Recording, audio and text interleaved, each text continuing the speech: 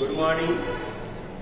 आज हम लोग नए अध्याय की शुरुआत करेंगे जिसका संख्या है आप लोगों को अध्याय 13, यानी स्वतंत्रता के बाद विभाजित भारत का जन्म। यानी हम लोगों ने पिछले चैप्टर में, पिछले अध्याय में हम लोगों ने पढ़ा कि भारत किस तरह स्वतंत्र हुआ, यहाँ पर किस तरह राष्ट्रवादी नेताओं ने आंदोलन किए, उस आंदोलन को दबाने के लिए अंग्रेजों ने किस तरह दमन चक्र कानून चलाए, दमनकारी कानून चलाए और किस प्रकार उन्होंने इस आंदोलनों को दबाने के उपाय किए।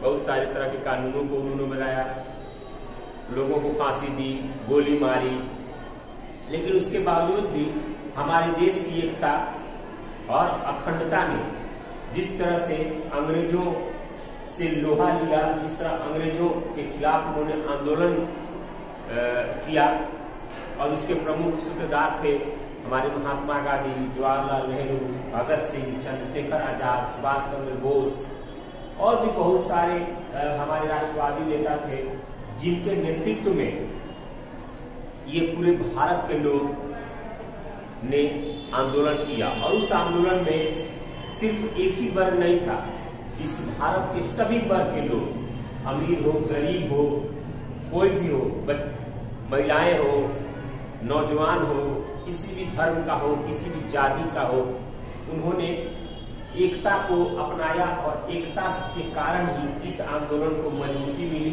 और उस मजबूती के कारण आंदोलन जब तेज हो गया तो अंग्रेजों को उस आंदोलन के सामने झुकना पड़ा। और लगभग 2 सदियों के बाद, यानी कहा जाए 2 सदियों का कहने का मतलब है 100 वर्षों के बाद, 1 सदी 100 वर्ष, 1 सदी 100 वर्ष, यानी 2 सदियों का कहने का मतलब है 200 वर्षों के बाद हमें अंग्रेजों से आजादी मिली 15 अगस्त 1947 को। तो आजादी तो हमें मिल गई, अंग्रेजों से हमें आजादी मिली, लेकिन उसके बावजूद भी भारत में उस आजादी ने कई तरह की समस्याओं को जन्म भी दिया, जिसको समस्या को सुलझाना हमारे राष्ट्रवादी जो नेता थे उनके लिए एक कठिन चुनौती थी।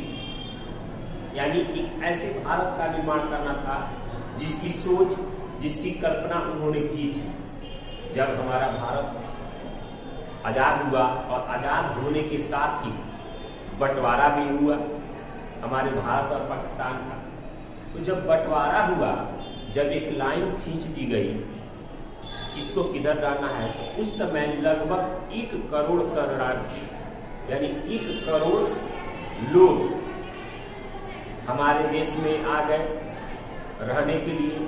तो उनको रहना, उनके लिए काम देना, उनको खाने पीने की व्यवस्था करना, ये भी भारत की एक प्रमुख चुनौती थी।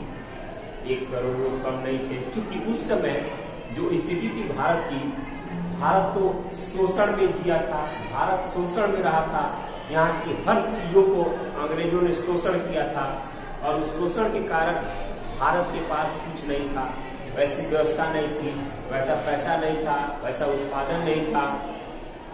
तो इस तरह की समस्याएं थी। उसके बावजूद हमारे राष्ट्रवादी जो नेताओं थे, उनके सामने भी एक समस्या थी कि भारत को एक ऐसा राजनीति प्रदान करना जो हमारे देश के लोगों के लिए हो, हमारे देश के लोगों को समता प्रदान करती हो। उसके बावजूद भी जब देश आजाद हुआ तो उस समय हमारे भारत छोटे छोटे रियासतों में बटा हुआ था, छोटे छोटे राजाओं के क्षेत्र में बटा था। उसको भी एकता में लाना, उसको भी एक भारत का निर्माण करना, एक लोकतंत्र का निर्माण करना, वो भी एक प्रमुख समस्या थी हमारे राष्ट्रवादी नेताओं के लिए।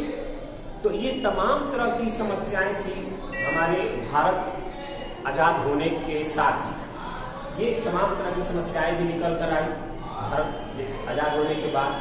और इस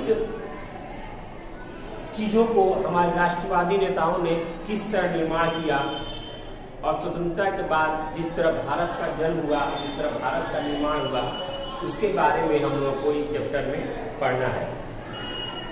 यानी हमारे यहाँ अंग्रेज कुछ भी छोड़ के नहीं गए। जिस तरह उन्होंने हमारा 200 वर्षों तक शोषण किया। 200 वर्ष एक समय होता है, 2 सदी होती है, यानी अगर 1 साल तक हमारा कोई शोषण कर ले तो हमारे पास कुछ नहीं बचेगा, जबकि उन्होंने भारत का 200 वर्षों तक शोषण किया। 200 वर्षों तक शोषण किया। 200 यहाँ पर उन्होंने लूटा। उनके लूटने के और शोषण करने के कारण यहाँ पर कुछ बचा नहीं था।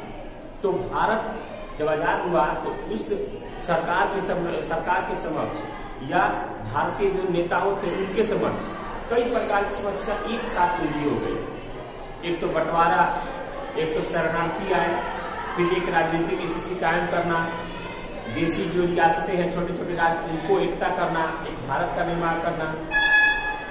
इस तरह की कई समस्याएं थी जो भारतीय नेताओं के साथ थी।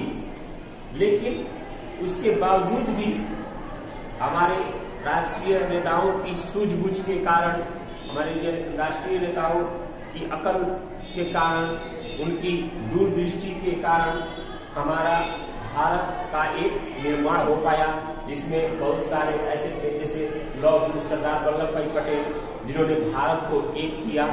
छोटी छोटी सारी रियासतों को मिलाकर वो एक भारत का निर्माण किया। भीमराव अम्बेडकर, जिन्होंने संविधान की रचना की। उस तरह उसके बाद चुनाव हुए। उसके बाद हर क्षेत्र में, अर्थव्यवस्था के क्षेत्र में धीरे धीरे हर तरह की योजनाएं सरकार के द्वारा लाई जाने लगी और तब धीरे धीरे जाकर हमारा भारत एक नए भारत का निर्माण हो सका। तो ये था आप लोगों का अध्याय 13, स्वतंत्रता प्राप्ति के बाद नए भारत का जन्म। इसके बारे में हम लोग जाना कि क्या इसमें पढ़ना है, क्या है। अब विस्तृत से और आगे आप लोगों को इस चैप्टर में आप लोगों को पढ़ने को मिलेगा। अगर आप लोग इसको पढ़ के आते हैं, बहुत इंटरेस्टिंग आप लोगों का ये चैप्टर है। अगर इसको पढ़ के आते हैं आप लोग तो आप लोग को और ज़्यादा समझने में आसानी होगी। तो हम लोग अगले वीडियो में इसके बारे में विस्तृत रूप से पढ़ेंगे। इस वीडियो में इतना ही। अब अगले वीडियो में हम लोग मिलेंगे। धन्यवाद।